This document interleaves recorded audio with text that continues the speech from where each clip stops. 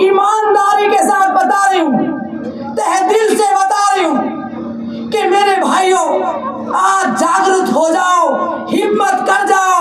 यदि मेवात के बच्चे को इस तरह कोई काट जाए तो मेरी गर्दन उतार के दबा देना।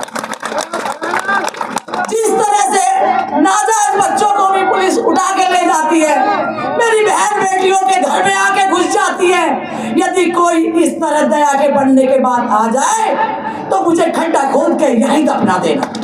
पुनाना विधानसभा से दया भड़ाना ने ठोकी अपनी दावेदारी। आपको बता दें, पुनाना विधानसभा से दया भड़ाना ने आज बिछोर गांव में एक जनसभा कर अपनी दावेदारी ठोक दी।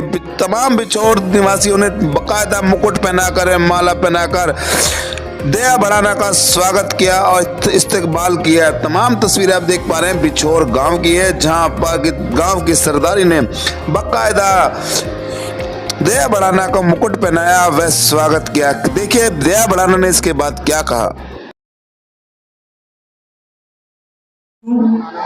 9 बजे से इस इतनी बड़ी गर्मी में मेरे भाइयों ने और छतों पे जो बहनें बैठी हैं, आपको नहीं मालूम, मैं पर्दे में से भी देख रही है, जो झांक के मुझे देख रही हैं, उन भाइयों और बहनों का तहे दिल से शुक्रिया अदा करना चाहती हूँ।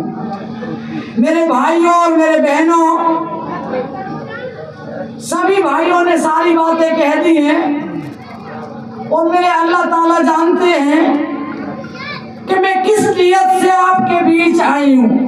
मेरे भोले बाबा जानते हैं, मेरे अल्लाह ताला जानते हैं कि मेवात में मैं किस नियत से आई हूँ। मेरे अल्लाह, मैं इन सभी भाइयों की बहन बन के मेवात में आई हूँ और अल्लाह ताला से दुआ करती हूँ कि 36 बिरादरी के सभी भाइयों पे अमन और चैन की बहार रहे। मेरे भाइयों, प्रधानमंत्री, मंत्री, एमएलए सभी एक गरीब आदमी भी बन गया तो आप समझ सकते हैं कि कोई भी बन सकता है, पर इतने लोगों की बहन बनना कोई छोटी बात नहीं है। ये दया भड़ाना कितने लोगों की बहन है, जब ये बहन की आबरू बचाना चाहेंगे और रोड पे आ जाएंगे तो क्या दया भड़ाना इनके लिए खूनदान बहा देगी अपना। मेरे भाइयों, मेरे बहनों, जब मेरे भाइयों आज की डेट में पसीना बहा दो, मेवात के बच्चे बच्चे के लिए अपना खून बहा दोगी। ईमानदारी और सच्चाई के साथ कहती हूँ, देखिए मैं हिंदू हूँ, मैं भोले को भी मानती हूँ, पर मैं अल्लाह को भी उतना ही मानती हूँ। देखिए आप और लीडर सब अलग अलग मानते हैं, पर जो अल्लाह को जानने वाला है उसके लिए अल्लाह एक ही है। और मेरे भाइयों, बार बार कल एक आदमी कह रहा था मेरे से कि बहन जी तो में कोई भी कमी ना है, भाई एक कमी है, तो हिंदू है। मेरे भाइयों, हिंदू होना कोई गुनाह है? हम तो सभी हिंदुस्तानी हैं ना, हमारा खून अलग है ना, हमारा जनून अलग है। हिंदुस्तान उस मुसलमान भाई सीमा पे जब गोली खाते हैं तो वो हिंदू नहीं, वो मुसलमान भी खाते हैं। तो मेरे भाइयों और बहन तो किसी भी बिरादरी की हो सकती है, भाई बहन बना के मेवात के भाई जो लाए कोई गुनाह नहीं किया, और इस बहन ने मेवात को अपना भाई बना के कोई गुनाह नहीं किया। मेरे भाइयों, आज इस बहन की आबरू की बात है। मैं 10 साल नहीं आई कि बिछोरिया लड़ ले, सिंगारिया लड़ ले, मुझे कोई लीडर बनने की जरूरत नहीं है, पर आज दोबारा से ये लोगों ने हाथ जोड़े और मिन्नत की कि बहन जी तू दोबारा उठाना आ जा। और भाइयों, 2000 गाड़ी लाएंगे, 3000 गाड़ी लाएंगे, यहीं बैठे सिंगारिया सुन लेंगे, उनमें बिछोरिया भी है, सिंगारिया भी। मेरे भाइयों, जातिनी आफत आई पिछले सावन में, जब भोले बाबा पे हल्ला गुल्ला मचे, हिंदू मुसलमान मच गई, तो क्या जब भाई पे आफत आ रही थी, भाई पे गोली चल रही थी, पुलिस वाले धड़ाधड़ पकड़ के ले जा रहे थे, तो क्या बहन 2000 गाड़ी कर और बाजा बजवाने का इंतजार करती? क्या नहीं करती ना? तो मैं उस टाइम मेवात में कूद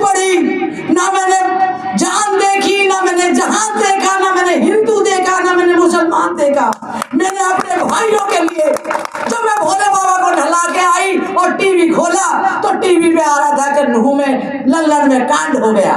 तो मेरे भाइयों, मेरे घर में अनन की बीवी ने भी मना कर दिया, बहन जी वहाँ तो आफत आ रही है, तू कहाँ इन्हें ले जा रही है। तो मैं अकेली मेवात में दौड़ी चली आई।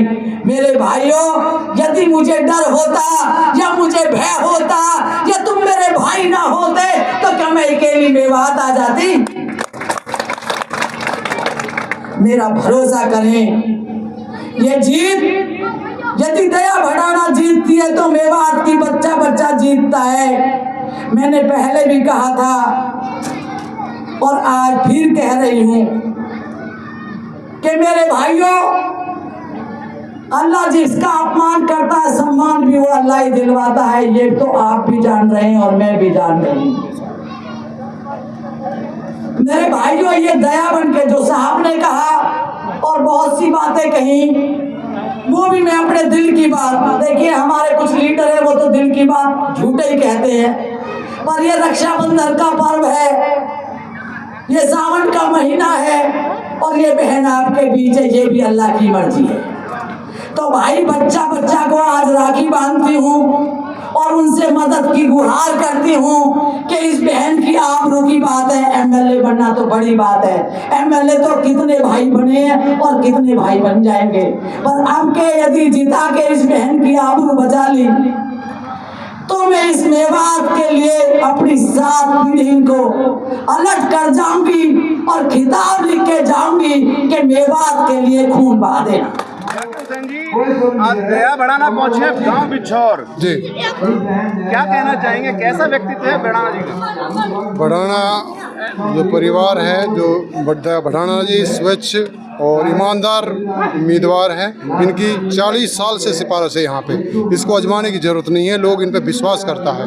और अब की बार पूरी गरीब जनता, सभी साथी बिरादरी इनका पूरा समर्थन कर रहे हैं। बात करें मूलभूत सुविधाओं की, जनप्रतिनिधि को मूलभूत सुविधाओं के लिए चुना जाता है, ऐसी क्या मूलभूत सुविधाएं हैं जो अभी तक लगातार यहाँ पे प्रत्याशी आते रहे हैं, अब दया बढ़ाना जी को मौका देना चाहते हैं? सर, हमारे इस तहसील को बने हुए 20 साल हो गए और हमारी जो फिरोजपुर विधानसभा थी 50 साल हो गए। वहाँ पे जितने भी लोग एमएलए हुए, किसी ने कोई विकास किया ही नहीं। और आज आप खड्डे देख सकते हो, बेरोजगार बच्चे देख सकते हो, अनपढ़ता, गरीबी, ये सब कुछ आप देख सकते हो। कोई भी ऐसा कोई काम नहीं किया जिसका बच्चों का भविष्य उज्जवल हो सके, हमें रोजगार मिल सके। और आप हमारी तुलना यदि दूसरी डिस्ट्रिक्ट से आप करोगे तो उन डिस्ट्रिक्टों के मुताबिक हम 0% हैं और ये हमारे इन लीडरों की वजह से प्रक्षेपण है। जी, क्या नाम है आपका? मेरा नाम अस्कर है जी। अस्कर जी, कौन से गांव से हैं? गांव बिछौर पहुंची है दया बढ़ाना, प्रत्याशी हैं विधायक पद की, क्या कहना चाहेंगे? गांव में क्या समस्या है और कैसा व्यक्तित्व है दया बढ़ाना जी का? देखो जी, फिलहाल तो दया जी बहुत ज़ोर तोर से है जी, इसी के साथ हम सपोर्ट कर रहे हैं जी। यहाँ उन लोगों को जो यहाँ से विधायक बना दिए हैं, उन लोगों ने अभी तक कोई ऐसा काम नहीं किया जिससे जो पब्लिक की संतुष्टि हो। लेकिन अब की बार दया जी के हम बिल्कुल संग रहेंगे जी। बात करें, 70 वर्ष हो गए देश को आज़ाद हुए और तमाम सरकारें आई, हमें दावा ठोकती रहती हैं हर घर में बिजली, 24 घंटे बिजली। क्या ऐसा है यहाँ पर? नहीं जी, यहाँ बिजली नहीं आती, पानी नहीं आता जी, गांव में पानी नहीं है जी, बिजली नहीं है। देखो जी, अब की बार हमने दया बढ़ाना जी के साथ उम्मीद है दया बढ़ाना जी बिल्कुल जी, बिल्कुल दया बढ़ाना काम करेगी। ये तो अभी भी काम करती हैं, लेकिन यह है कि इनके पास तो लोग जाते नहीं हैं। और ये क्या नाम है, यहाँ के जो लीडर हैं ये तो क्या काम करते हैं, जिनका काम ये है एक छुड़वाते हैं, एक मुंदवाते हैं, एक छुड़वाते हैं, एक मुंदवाते हैं, इनका ये काम है। यहाँ ये काम नहीं है इनका। तो हम तो अब की बार दया बढ़ाना जी के साथ बिल्कुल जी जान से रहेंगे जी। मेरा नाम इरफान है जी। इरफान जी, कौन से गांव से हैं दया बढ़ाना? मैं गांव बिछौर से ही हूँ। बिछौर से ही हैं? हाँ जी। तो अब से पहले हमने कभी दया बढ़ाना को हमने कभी सपोर्ट नहीं किया बहन जी को।